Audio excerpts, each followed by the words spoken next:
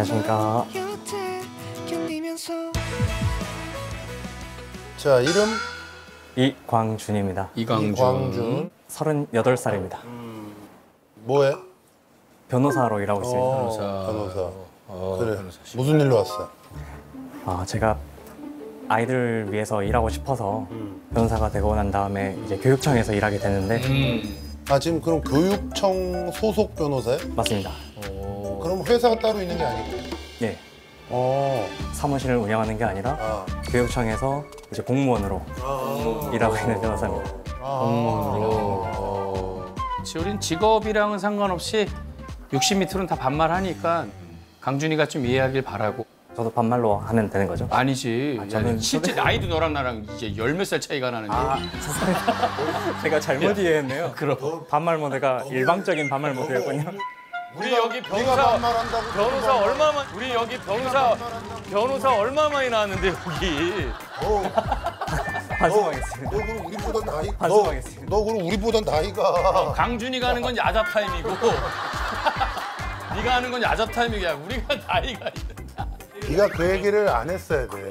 왜냐면 자꾸 이렇게 이 법 공부하던 친구들은 왜 일방적으로 반말을 하지? 라고 해서 분위기 쌓아가고 하면 또 선녀갖고 훈계하는데 한 30분 걸리니까 미리 얘기를 한 거지. 얘기해봐. 그래.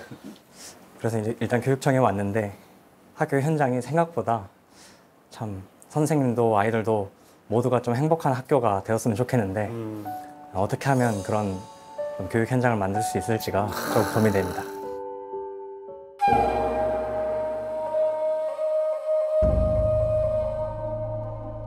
행복한 학교를 바란다는 건 그만큼 학생들 간의 문제도 많을 거고 맞아요.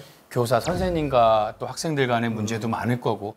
근데 야 도대체 옛날엔 다 학교들 어떻게 다녔냐? 우리 때는 선생님들이 항상 웃었어요. 우리 때 선생님들은 왜 이렇게 행복했는지 모르겠어. 그치? 아유 옛날에는 사실 어떻게 보면 말도 안 되는 일들이 그러니까 많이 예전에- 있었는데도 예전에 학교를 안 다닌다는 건 상상도 못했잖아. 그렇지.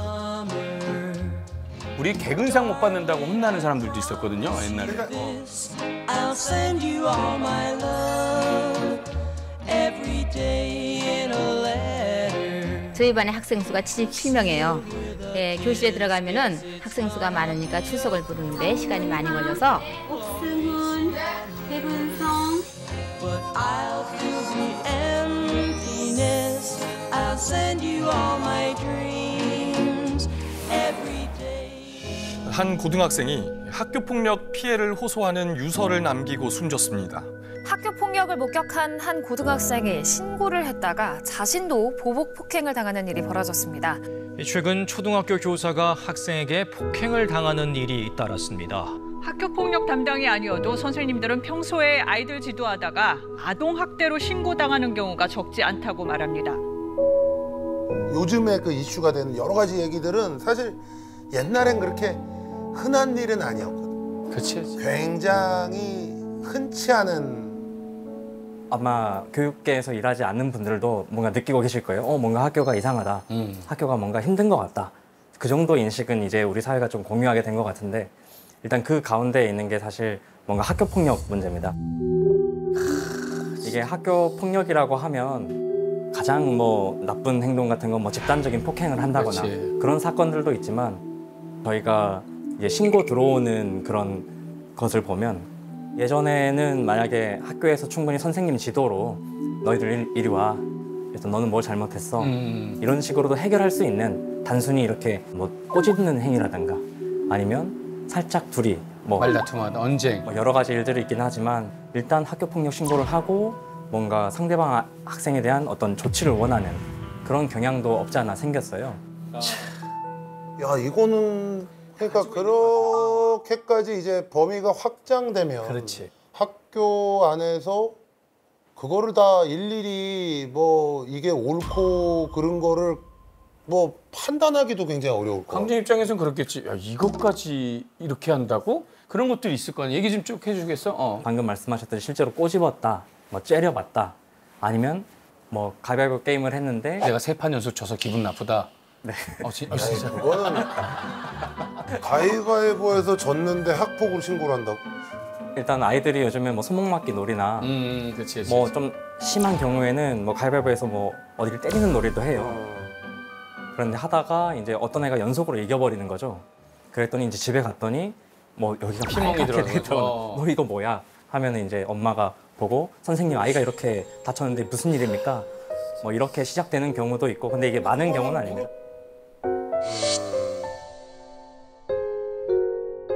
이거는 초등학교 얘기인가? 주로 이제 그런 그치. 사례들은 애들이고 중고생들은 어떤 게 있을까?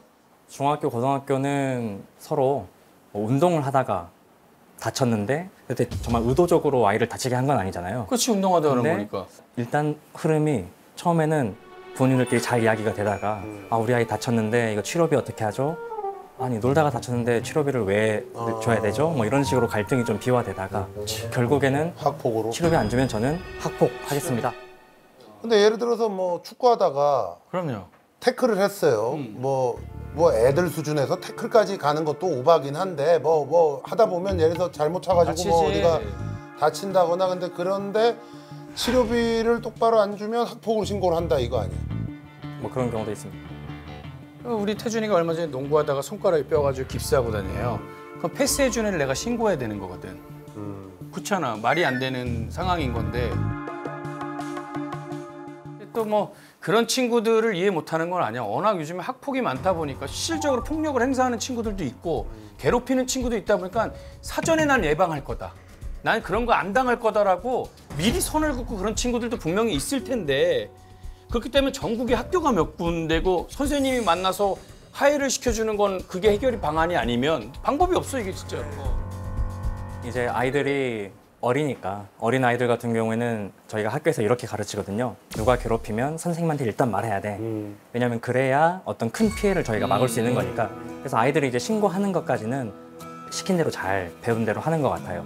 근데 그것을 학교 폭력으로 해결할 게 아니라 선생님과 부모님의 지도로 좀 해결하면 좀 더 아이들이 성장할 수 있는 기회들을 좀 마련해 줄 수 있을 텐데.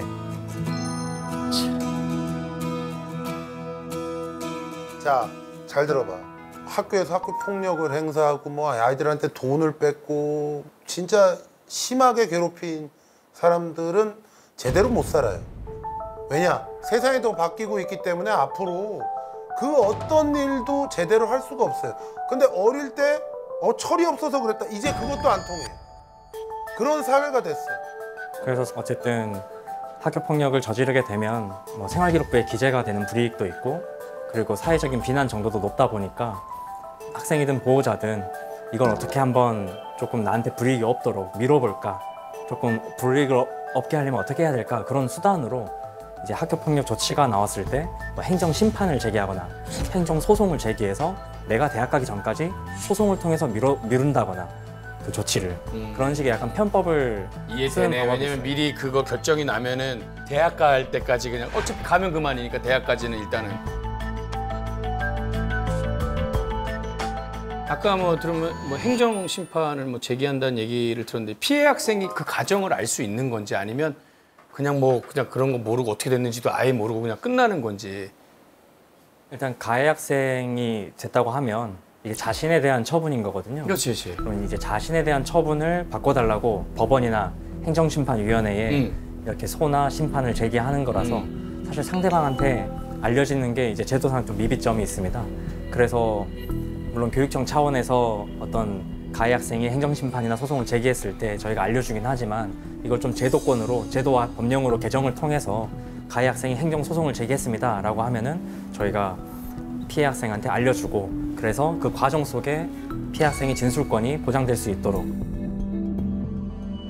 그리고 상대방은 이제 변호사를 고용해서 오는 경우가 대부분인데 이제 피해 학생은 사실 법률 전문가가 아닌 이상해야 가서 자기의 어떤 주장을 명확하게 하기가 힘들거든요.